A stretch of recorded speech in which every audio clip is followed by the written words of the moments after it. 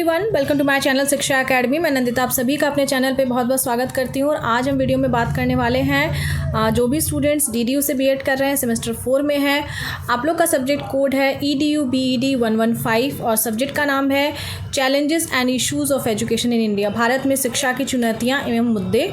ठीक है, और इसके पहले मैंने चैनल पे ऑलरेडी मैंने कवर कर दिया आपका EDU BED 114। ठीक है, और उसकी प्लेलिस्ट पूरी तैयार है। ठीक है, इस सब्जेक्ट का नाम है फंडामेंटल्स ऑफ टीचर एजुकेशन।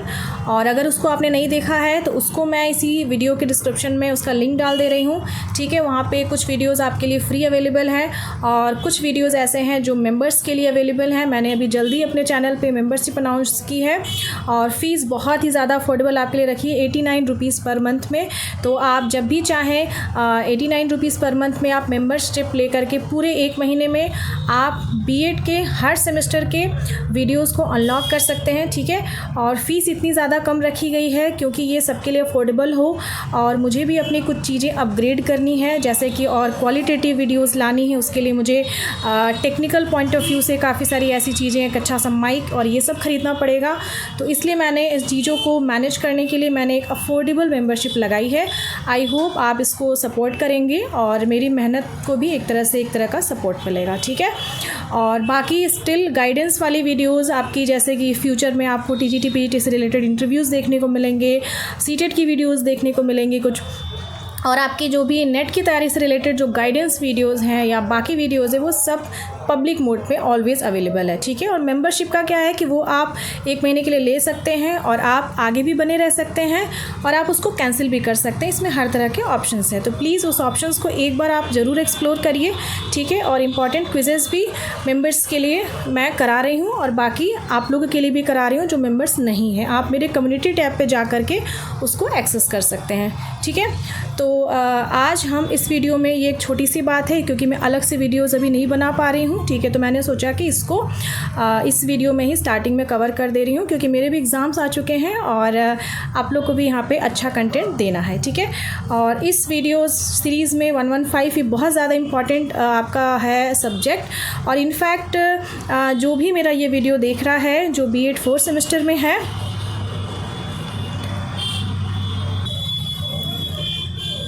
तो जो भी आप लोग इस वीडियो को देख रहे हैं, इसमें क्या है कि फ्यूचर में अभी इस साल DDU तो अपीयरिंग नहीं लेता है, लेकिन अगर आपने CUET PG भरा है या और भी जो भी एमएड एंट्रेंस फ्यूचर में कभी प्लान है तो उसके प्रोस्पेक्ट से BEd सेमेस्टर 1 से लेकर BEd सेमेस्टर 4 तक के जितने भी MCQs हैं चैनल पे अवेलेबल, वो सब आपको ज़रूर एक बार देखनी चाहिए क्योंकि मैं ये अपने एक्सपीरियंस के बेसिस पे बता रही हूँ क्योंकि BEd एक एंट्रेंस है, इसमें आपकी एमएड से ही चीज़ें आपकी पूछी जाती हैं। ठीक है, और सेमेस्टर 4 स्पेसिफिकली मैं क्यों इस पर बहुत ज़ोर दे रही हूँ कि ये इंपॉर्टेंट है, महत्वपूर्ण है, क्योंकि इसमें ऐसी बहुत सारी फैक्चुअल चीज़ें हैं जैसे कि SCRT कब आया, IGNOU कब आया। ठीक है, और ऐसी फैक्चुअल बहुत सारी चीज़ें हैं जिस पे मैंने नोट्स बनाए हैं और यहाँ MCQ में मैं MCQ के साथ साथ उसको एक्सप्लेन भी कर रही हूँ।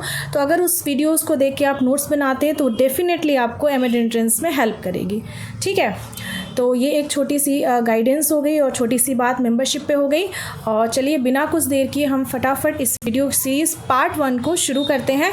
इसमें हम कुछ इंपॉर्टेंट क्वेश्चंस को डिस्कस करेंगे। वीडियो बहुत लंबा नहीं बनाएंगे, आई थिंक 15 से 20 मिनट 22 मिनट तक का, क्योंकि इंपॉर्टेंट चीज़ें एक्सप्लेन करने में मतलब टाइम लग रहा है और डेफिनेटली कि एक्सप्लेनेशन इज़ इम्पॉर्टेंट, कॉन्सेप्ट याद रखना बहुत ज़्यादा इंपॉर्टेंट है। ठीक है, तो जिन लोगों ने प्लीज़ अभी वीडियो आप लोग देख रहे हैं, please hit the like button below और इसको शेयर करना आप लोग मत भूलिएगा। तो शुरू करते हैं वीडियो को।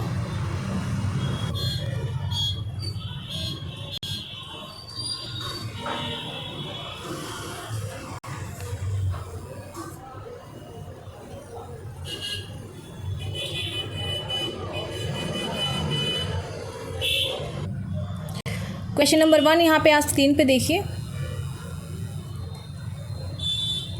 क्वेश्चन नंबर दिया गया है कि the first level of education pre primary education which is given to a child between the age of 3 and 6 where is taught. मतलब कि जो पहली शिक्षा होती है, सॉरी फॉर बैकग्राउंड नॉइस, जो बच्चे की पहली शिक्षा होती है क्लास 1 से पहले की शिक्षा, जिसमें nursery, play nursery, LKG UKG ये सब आ जाते हैं। ठीक है, आंगनवाड़ी आ जाती है। तो ये कब से दी जाती है? 3 से 6 वर्ष की उम्र में दी जाती है। ठीक है, तो अगर इससे एक क्वेश्चन ये भी बनाया जा सकता है कि पूर्व प्राथमिक स्तर का एज ग्रुप आप बताइए, तो 3 से 6 वर्ष आप बताएंगे, पहला क्वेश्चन। दूसरा क्वेश्चन स्क्रीन पे आपको दिख रहा है कि ये शिक्षा कहाँ दी जाती है, क्या क्या मेजर्स हैं। ठीक है, तो भाई आंगनवाड़ी में दी जाती है, बिल्कुल सही बात है। आपके नर्सरी स्कूल्स होते हैं वहाँ पे, प्री स्कूल्स भी आजकल कई जगह एक प्री स्कूल का अलग से कॉन्सेप्ट आ गया है कि अलग से भी खुलने लगे हैं, किंडरगार्टन और मॉन्टेसरी स्कूल। ठीक है, तो यहाँ पे आपका all of the above option सही है। ठीक है, और ये जो यहाँ पे चीज़ें आपको सामने दी हुई हैं कि पूर्व प्राथमिक शिक्षा 3 से 6 वर्ष तक की उम्र ये जो डिसाइड की गई है, ये आपकी जो नई शिक्षा नीति 2020 है उसमें आपका जो नया एक पैटर्न लाया गया है 5+3+3+4 का जो सिस्टम लाया गया है, उसमें ये आपका एज डिफाइंड है। अगर इसमें सबसे बड़ा बदलाव बहुत अच्छा किया गया, जो क्लास 1 में अगर किसी बच्चे को एडमिशन लेना है तो उसकी उम्र मिनिमम 6 वर्ष रखी गई है। ठीक है, मतलब 6 साल से पहले जो आपका जो पूर्व प्राथमिक शिक्षा है वो 6 वर्ष का बच्चा होता है, इसके पहले तक पूर्व प्राथमिक शिक्षा उसको दी जाएगी। ठीक है, आगे बढ़ते हैं हम क्वेश्चंस की सीरीज में। ये पहला क्वेश्चन है। ठीक है, दूसरा क्वेश्चन हम देखते हैं।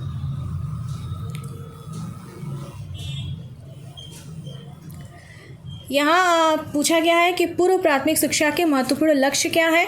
ठीक है, तो हमेशा हम ऑप्शंस को तो देखते हैं, साथ में कभी भी क्वेश्चन में जितने भी सारे ऑप्शंस दिए होते हैं, जो ऑप्शन सही होते हैं उसके साथ में जो ऑप्शन गलत होते हैं आपको उसको भी एक्सप्लोर करना चाहिए। ठीक है, तो यहाँ पूछा है कि भाई 3 से 6 वर्ष का बच्चा है, वो पूर्व प्राथमिक में वो पढ़ रहा है, तो उसका गोल क्या है। तो बच्चे का जो प्री प्राइमरी 3 से 6 वर्ष के उम्र के बच्चों को पढ़ाने का गोल क्या होता है?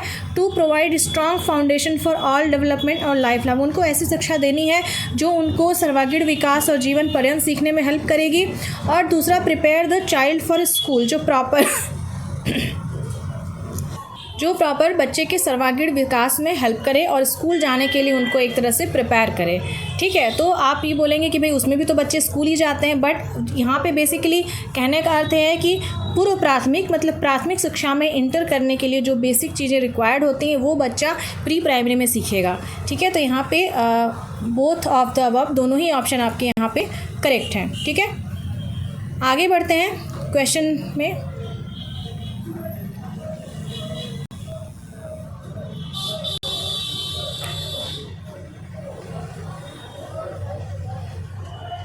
यहाँ पूछा गया है क्वेश्चन नंबर 3। यहाँ पे देखिए, what are the 3 types of teaching material available in pre primary school. तो जो पूर्व प्राथमिक होते हैं वहाँ पे बहुत तरह के टीचिंग मटेरियल्स अवेलेबल होते हैं, वो यहाँ पे क्या क्या है।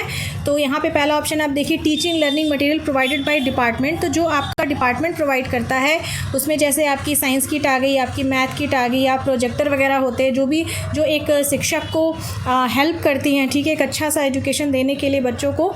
ठीक है, तो ये पॉइंट नंबर 1 इज़ करेक्ट। स्वनिर्मित शिक्षक अधिगम सामग्री, तो एक तो होता है कि बहुत जगह मार्केट में बहुत चीज़ें ऐसे मिलती हैं जो हेल्प करती हैं, और बहुत टीचिंग एड्स लोग बनाते हैं। ठीक है, तो यहाँ पे self made teacher learning material, जैसे उसमें चार्ट्स है, पोस्टर है, मॉडल है। आप लोगों ने भी जब आप लोगों ने मतलब माइक्रो टीचिंग स्किल्स की प्रैक्टिस की होगी, या मतलब आप अगर इंटर्नशिप पे जाएंगे तो आप वहाँ भी जो बच्चों को चीज़ें पढ़ाते हैं तो वहाँ पे आप इन सारे खुद से भी टीचिंग मटेरियल्स आप बना के ले जा सकते हैं। ठीक है, क्योंकि इससे मतलब एक तरह से चीज़ों को बहुत ज़्यादा अच्छी तरह से बच्चों को समझ में आता है। तो option number 2 is also right. Option number 3 में देखिए, आप जो नेचुरल में भी चीज़ें अवेलेबल है, जैसे मान लीजिए कभी मैथ्स पढ़ाना है तो आप किताब का यूज़ कर सकते हैं। ठीक है, बच्चों को कोई कहानी कविता पढ़ानी है तो आप फ्लावर्स के सैंपल्स ला के पढ़ा सकते हैं। ठीक है, पत्ती के बारे में समझाना है तो एक पत्ती ले करके उसका स्ट्रक्चर लेके बताएंगे कि पत्ती में ये चीज़ें होती हैं। ठीक है, तो यहाँ पे आपके आप मतलब सभी ऑप्शन सही हैं। ये सभी मतलब एक आपका हो गया जो टीचिंग लर्निंग प्रोवाइडेड बाय जो डिपार्टमेंट है, एक टीचर खुद बनाता है, तीसरा हो गया जो नेचुरल परिवेश में चीज़ें अवेलेबल हैं वो। तो ये सारी चीज़ें आपकी डिफरेंट तरह की शिक्षण सामग्री में आ जाएंगी जो प्री प्राइमरी के बच्चों को पढ़ाने में बहुत ज़्यादा हेल्प करती हैं और चीज़ों को वो अच्छे से समझ सकते हैं। ठीक है, तो यहाँ पे क्या है कि ये सब्जेक्ट आपका ऐसा है कि challenges and issues of education in India. तो इसमें मतलब यही चीज़ें आपके इस सिलेबस में है कि भाई पूर्व प्राथमिक से लेकर फिर प्राथमिक, फिर सेकेंडरी, फिर हायर तक क्या क्या चैलेंजेस हैं, किस किस तरह से आप बच्चों को पढ़ाएंगे। इसमें बहुत सारे इस सिलेबस में आपके प्रोग्राम्स दिए हैं, जैसे मिनिमम लेवल ऑफ लर्निंग का प्रोग्राम दिया गया है, आपके राइट टू एजुकेशन की बात की गई है, सर्व शिक्षा अभियान की बात की गई है, आपके साथ यूनिट 2 में है, ठीक है। उसके बाद आपकी नेशनल इंटीग्रेशन की बात की गई है। तो इस शिक्षा से जुड़ा हुआ जितनी भी सारी चीज़ें हैं आपके इस सब्जेक्ट के सिलेबस में दिया हुआ, और ये बहुत ज़्यादा इंपॉर्टेंट है, ठीक है। और बहुत बिल्कुल इंपॉर्टेंट चीज़ें चैनल पे कवर की जाएंगी, तो इसलिए वीडियो को आखिरी तक देखिए। और अगेन मतलब इस पेपर में भी आप मतलब आप कॉपी पेन लेके हमेशा, मैं जो भी लोग मेरे वीडियोस देखते हैं मैं कहती हूँ ऐसे आपको नहीं देखना, आप कॉपी पेन लेके बैठिए। साथ में जो कुछ भी अगर मैं इंपॉर्टेंट या एक्स्ट्रा बताती हूँ, मेरे सामने मेरा एक छोटा सा नोट्स रखा हुआ है, तो जब भी मैं कुछ पढ़ाती हूँ तो मैं उससे रिलेटेड चीज़ें एक्स्ट्रा कॉपी में लिख लेती हूँ, या वेबसाइट से जाके वहाँ से कॉपी में नोट डाउन करती हूँ, वो मैं यहाँ पे एक्सप्लेन करती हूँ, ठीक है।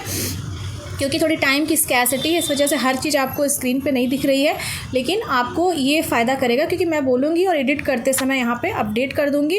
उससे आपको क्या फ़ायदा होगा कि आपको मैं चीज़ें बोल रही हूँ, यहाँ पे एक्सप्लेन भी करती जा रही हूँ, आप आराम से कॉपी में नोट करते जा रहे हो, और बहुत मतलब कह सकते हैं 7-8 वीडियोज़ में आपका पूरा एक सब्जेक्ट कवर हो रहा है, कॉन्सेप्ट कवर हो रहा है, MCQs भी कवर हो रहा है। तो इससे बेहतर और क्या चाहिए, ठीक है। तो चलते हैं, लेट नहीं करते हैं, नहीं तो वीडियो बहुत लंबा हो जाएगा। बट मैं फर्स्ट पार्ट में किसी भी सब्जेक्ट को पढ़ाती हूँ तो जो फर्स्ट पार्ट होता है उसमें पूरी कोशिश रहती है कि मैं बच्चों को ये इंटरेस्ट ला सकूँ कि भाई ये सब्जेक्ट क्यों है, क्या है इस सब्जेक्ट में, क्या क्या पढ़ना है और कैसे ये आपके लिए ज़रूरी है, किस तरह से ज़रूरी है। तो ये मैं हर सब्जेक्ट के पार्ट 1 में कोशिश करती हूँ क्योंकि ये बहुत बेसिक्स है और इसको जानना बहुत ज़्यादा ज़रूरी है, ठीक है। आगे बढ़ते हैं, अगला क्वेश्चन नंबर 4 यहाँ पे देखते हैं।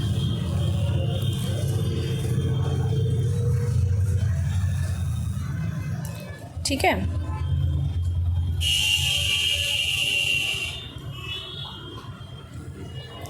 क्वेश्चन नंबर 4 में बात की गई है ECCE, काफ़ी ज़्यादा ये इंपॉर्टेंट है, मेरे सामने इसका एक राइटअप रखा हुआ है, ठीक है। What is included in early childhood care and education. तो सबसे पहले एक क्वेश्चन बना लीजिए कि ECC का फुल फॉर्म क्या है, क्योंकि घुमा फिरा के पूछ देगा। तो ECC का फुल फॉर्म है early childhood care and education, प्रारंभिक बाल्यावस्था देखभाल और शिक्षा, ठीक है। इसका फुल फॉर्म आप एक क्वेश्चन इसका ये बन गया, ठीक है। आप पहले क्वेश्चन को लेते हैं कि इसमें क्या बात की गई है।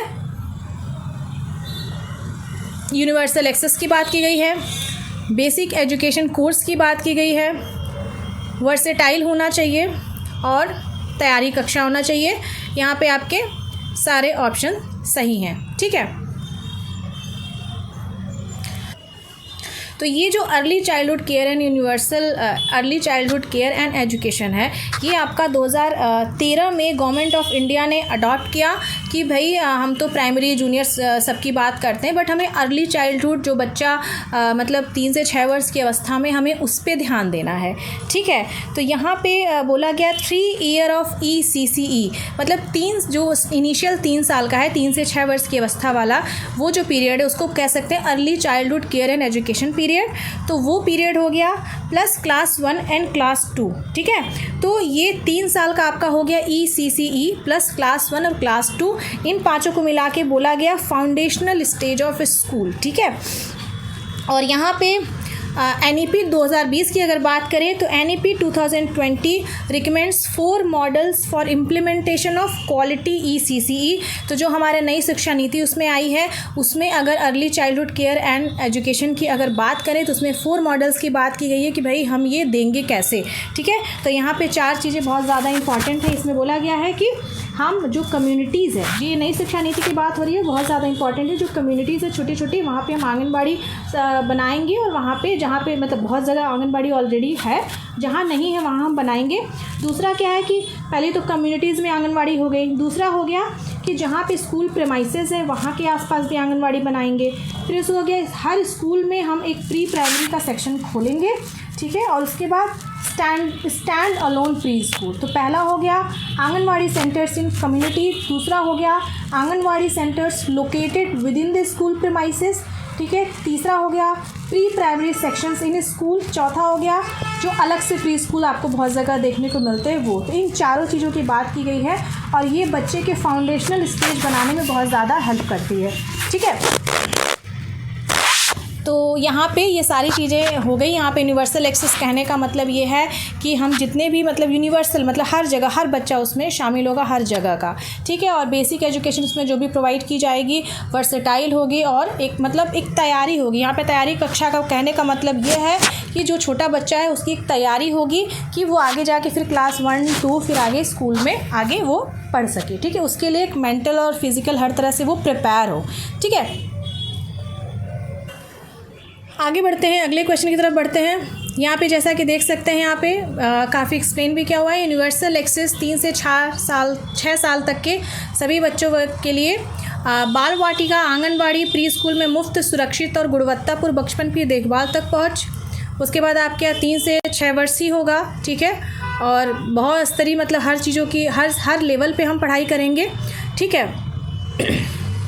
इंडिविजुअलाइज इंस्ट्रक्शंस दिए जाएंगे यहाँ पे, और मतलब कहानी कविताओं के माध्यम से आप तो जानते हैं यहाँ पे पढ़ाई होती है। तो ये इम्पॉर्टेंट बातें इससे रिलेटेड है।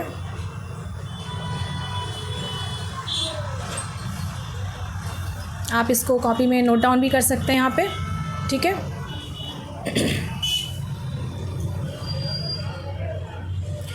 काफ़ी अच्छा ये मतलब काफ़ी अच्छा ये है। इतना ज़्यादा शोर आ रहा है, आप लोग इसको नोट कर लीजिएगा वीडियो पॉज करके। यहाँ पे देखते हैं question number 5 is very important. Which one is being set up for proficiency in foundational literacy and numeracy of each child up to class 3, ठीक है।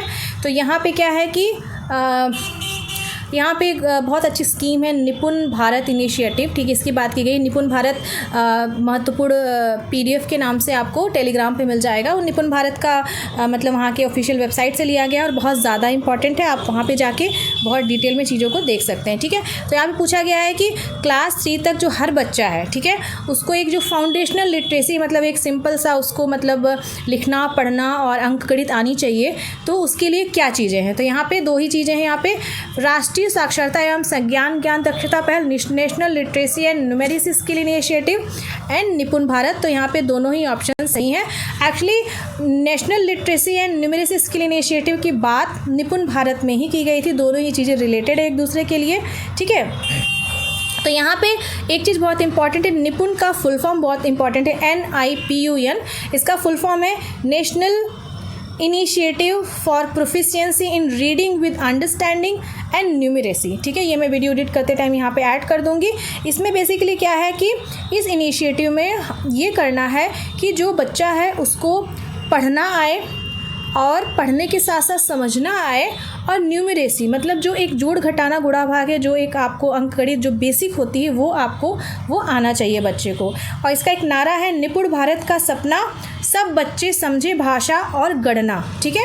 ये निपुण भारत का जो PDF में बता रही हूँ उसमें आपको बहुत अच्छे से मिल जाएगा, ठीक है। इसमें यह है कि रीडिंग राइटिंग और अरिथमेटिक बच्चे को आनी चाहिए, ठीक है। एक लाइन है मैं यहाँ पर रीड करती हूँ। NEP 2020 states that our highest priority must be to achieve a universal foundational literacy and numeracy, FLN। इसका फुल फॉर्म है फाउंडेशनल लिटरेसी एंड न्यूमरेसी। इसका मतलब है वही लिखना पढ़ना और जोड़ घटाना गुणा भाग अरिथमेटिक, ठीक है, ये आ जाएगा। और in primary school and beyond by 2026-27, ठीक है। तो यहाँ पे निपुण भारत स्कीम में ये बोला गया है कि 2026-27 तक हमारा एम ये है कि हमारा जो फाउंडेशनल लिटरेसी एंड न्यूमरेसी है वो हम अचीव कर लेंगे हर जगह, ठीक है, सारे ही प्राइमरी स्कूल में, ठीक है। तो ये एक निपुण भारत से रिलेटेड बात है और काफ़ी ज़्यादा इम्पॉर्टेंट है, ठीक है।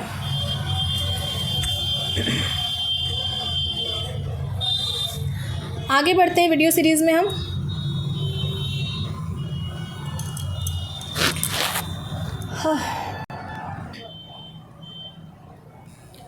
क्वेश्चन नंबर 7 एक कथन है, ठीक है। और कथन काफ़ी इंपॉर्टेंट है, एग्ज़ाम में हमेशा पूछे जाते हैं। और इनफैक्ट इन सब कथनों का इस्तेमाल अगर आपका नेशनल इंटीग्रेशन से कोई आ जाता है आपका क्वेश्चन, तो उसमें भी आप इन कथनों का इस्तेमाल कर सकते हैं।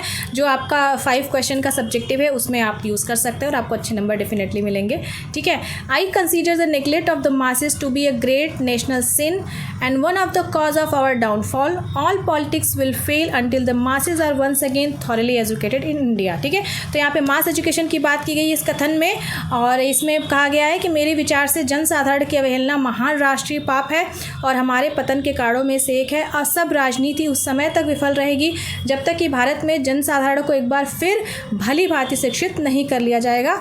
तो इसका सही ऑप्शन है, स्वामी विवेकानंद जी ने ये बात कही थी, और आप सोचिए किस टाइम पे कही थी, और ये मतलब हर सिचुएशन में ये सही है, क्योंकि मास education is very important, basics बहुत इंपॉर्टेंट है।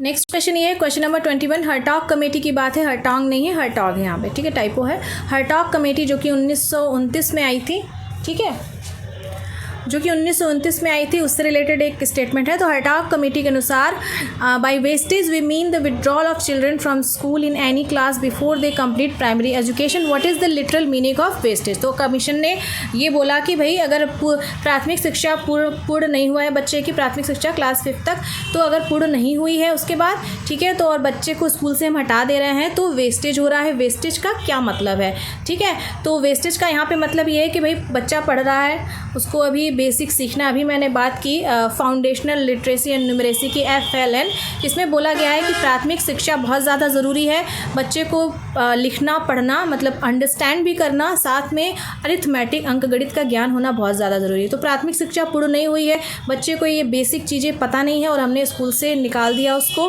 ठीक है, किसी भी रीज़न से, ठीक है, बहुत सारे रीजन्स हो सकते हैं। तो मीनिंग ऑफ वेस्टेज मतलब वेस्ट हो गई उसकी शिक्षा, इसका क्या मतलब है? तो यहाँ पे ऑप्शन नंबर 1 इज़ करेक्ट। क्यों मेरा वीडियो आप लोग ख़राब कर रहे हो? वेस्टफुल यहाँ पे वेस्ट मतलब वेस्ट हो गया, फिजूल खर्ची हो गई, ठीक है, जो भी चीज़ें मतलब कहने का मतलब है जो भी चीज़ें बच्चे को पढ़ाए, क्योंकि बच्चा वो बिल्कुल वो कंप्लीट नहीं किया, वो चीज़ें बच्चा भूल जाएगा, ठीक है। यहाँ पे देखिए एडिशनल यहाँ पे लिखा है कि जब कोई बच्चा किसी निश्चित पाठ्यक्रम, जैसे कि अगर वो प्राइमरी में है, यहाँ पर प्राइमरी में है, ठीक है, प्रवेश लेता है, प्राइमरी में 1 to 5 आ जाएगा, अपर प्राइमरी में 6, 7, 8 आ जाएगा, प्रवेश लेता है, उसे पूरा किए बिना छोड़ देता है, तो उसे हम क्या कहते हैं? अपव्यय कहते हैं, ठीक है, अपव्यय कहते हैं, इंग्लिश में आप उसको वेस्टेज कहते हैं, ठीक है। तो अपव्यय इसलिए कहते हैं कि बच्चों के प्रवेश लेने से, पढ़ाई बीच में छोड़ने से जो शक्ति और धन का व्यय हुआ है वो व्यर्थ चला जाता है। तो यहाँ पे ये एक बात है, ठीक है। क्वेश्चन नंबर 8 यहाँ पे हम लोग देखते हैं,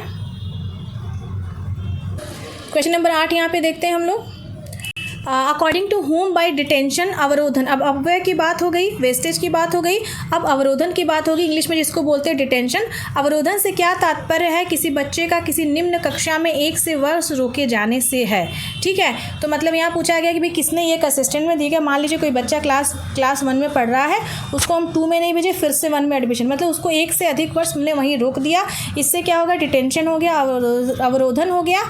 इसका सही आंसर है आपका हर्टॉग कमेटी। हर्टॉग कमेटी ने ये सारी रिकमेंडेशंस, अगर ऊपर अपव्यय की बात करें, वेस्टेज की बात करें या डिटेंशन अवरोधन की बात करें, तो 1929 में हर्टॉग कमेटी ने ये रिकमेंडेशन दी थी। हर्टॉग कमेटी ने बेसिकली प्राइमरी और सेकेंडरी एजुकेशन पे अपनी रिकमेंडेशंस दी थी, यूनिवर्सिटी एजुकेशन से में नहीं दिया था, ठीक है। ये 2 चीज़ें इंपॉर्टेंट है। यहाँ पे एक और इम्पॉर्टेंट पॉइंट है, यहाँ पे सैडलर कमीशन की हम बात करते हैं, ठीक है। सैडलर कमीशन जिसका दूसरा नाम है कलकत्ता यूनिवर्सिटी कमीशन, ठीक है, दोनों ही कमीशन का नाम एक है। कलकत्ता यूनिवर्सिटी कमीशन की बात करें या सैडलर कमीशन की बात करें तो दोनों ही एक है, ठीक है। तो सैडलर कमीशन की थोड़ी सी बात मैं बता देती हूँ। ये 1917-19 के बीच में ये कमीशन बना था, और इस कमीशन को हम सैडलर आयोग या सैडलर कमीशन क्यों कहते हैं? क्योंकि इस कमीशन के जो आपके चेयरमैन थे वो मिस्टर माइकल सैडलर थे, ठीक है। और ये कमीशन क्यों बनाया गया? देखिए, इस कमीशन का नाम है सैडलर कमीशन, दूसरा नाम है कलकत्ता यूनिवर्सिटी कमीशन। तो ये कमीशन बनाया गया कि कलकत्ता यूनिवर्सिटी की कंडीशंस क्या है, वहाँ पढ़ाई किस तरह से हो रही है, क्या क्या रिफॉर्म्स की ज़रूरत है और फ्यूचर प्रॉस्पेक्ट्स क्या है, ये सारी चीज़ें जानने के लिए ये कमीशन बनाया गया, ठीक है। और यहाँ पे एक पॉइंट नोट कर लीजिए, जो आपकी मेहरोत्रा समिति है, मेहरोत्रा है, वो आपकी आई है 1983 में, ठीक है। और मेहरोत्रा जी का पूरा नाम है Ramcharan Mehrotra. To consider the revision of pay scale, ठीक है, कि जो भी मतलब फैकल्टीज़ पढ़ा रहे हैं उनका पे स्केल रिवाइज किया जाए। Professional development and service condition of teacher, शिक्षकों के प्रोफेशनल डेवलपमेंट और उनके सर्विस कंडीशन को इम्प्रूव किया जाए। कहाँ पे इम्प्रूव किया जाए? यूनिवर्सिटीज़ और कॉलेजेस में। ठीक है, तो यूनिवर्सिटी और कॉलेजेस में जो टीचर्स का जो पे स्केल बढ़ाना है, उनकी कंडीशंस को इम्प्रूव करना है, उनको ट्रेनिंग देनी है, इन सारी चीज़ों से रिलेटेड ये रामचरण मेहरोत्रा जी ने अपने रिकमेंडेशंस दिए थे 1984 में। ठीक है, तो ये काफ़ी ज़्यादा इम्पॉर्टेंट पॉइंट है। ठीक है, और इसका तो मैंने बता दिया।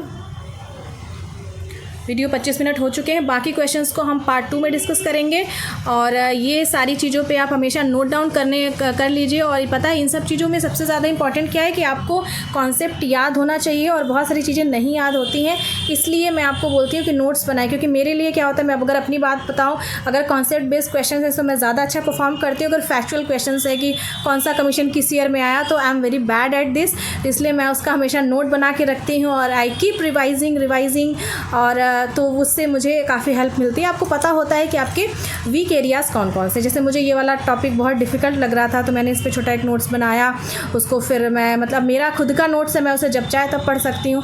इसीलिए मैं हमेशा वीडियोज़ में बोलती हूँ कि आप सभी लोग जब भी मेरे वीडियोज़ को देखते हैं तो कॉपी पेन लेके बैठा करिए और तुरंत उसके वन लाइनर के फॉर्मेट में लिखते रहा करिए। उस नोट्स आपको एग्ज़ाम के पहले बहुत ज़्यादा काम आएगा। ठीक है, आई होप आपको वीडियो अच्छा लगा हो और I am doing lots of hard work, बहुत ज़्यादा मेहनत कर रही हूँ वीडियोज़ बनाने के लिए और मेरे भी एग्ज़ाम्स आ चुके हैं, but yeah I am committed to my work और कोशिश रहती है कि हर वीडियोस ऑथेंटिक हो, हर वीडियोस में क्वालिटी हो और आपको वो वीडियो समझ में आए। अगर कोई भी आपको इशू होता है मेरे वीडियोस में, कुछ भी आपको नहीं समझ में आता है और अगर अच्छा है फीडबैक, तो भी जो भी चीज़ें हैं आप जैसा भी आप फील करते हैं, प्लीज़ डू कमेंट बिलो और प्लीज़ वीडियो को शेयर करना मत भूलिए, काफ़ी ज़्यादा इंपॉर्टेंट है। और ये सब्जेक्ट सिर्फ बीएड पॉइंट ऑफ व्यू से नहीं इंपॉर्टेंट, इसलिए मैं कभी भी सिर्फ बीएड को फोकस करके नहीं पढ़ाती हूँ। यहाँ पे कोशिश रहती है कि ऐसी चीज़ें जो बताती रहूँ बीच बीच में कि भाई ये देखो फ्यूचर के लिए इंपॉर्टेंट है, एमएड एंट्रेंस में काम आएगा, ये फ्यूचर में कभी भी आप कहीं भी जाओगे। इनफैक्ट एमएड कोर्सेज में बहुत सारी चीज़ें आपकी कॉमन है। आप लोग का जो सब्जेक्ट है एजुकेशनल टेक्नोलॉजी बीएड सेमेस्टर 4 में और मेरा खुद वो बीएड एमएड सेमेस्टर 3 में है, तो मेरे सेमेस्टर 3 में है, बट मैं उसको यहाँ पे पढ़ाने वाली हूँ। ठीक है, काफ़ी अच्छे स्लाइड्स उसके प्रिपेयर मैंने किए हैं, आई थिंक 60 के आसपास, तो उसको मैं वहाँ पे पढ़ाने वाली हूँ। ठीक है, तो मिलते हैं फिर नेक्स्ट वीडियो में। सब्जेक्ट है challenges and issues of education in India part 2 के साथ। चैनल से जुड़े रहिए जिन लोगों ने वीडियो आखिरी तक देखा, और मोस्ट इंपॉर्टेंट वीडियो देखने के साथ नोट्स बनाए। आप सभी का बहुत बहुत धन्यवाद, क्योंकि ये आपको बहुत ज़्यादा हेल्प करने वाले हैं। Thank you for watching. Please share the video and join my channel.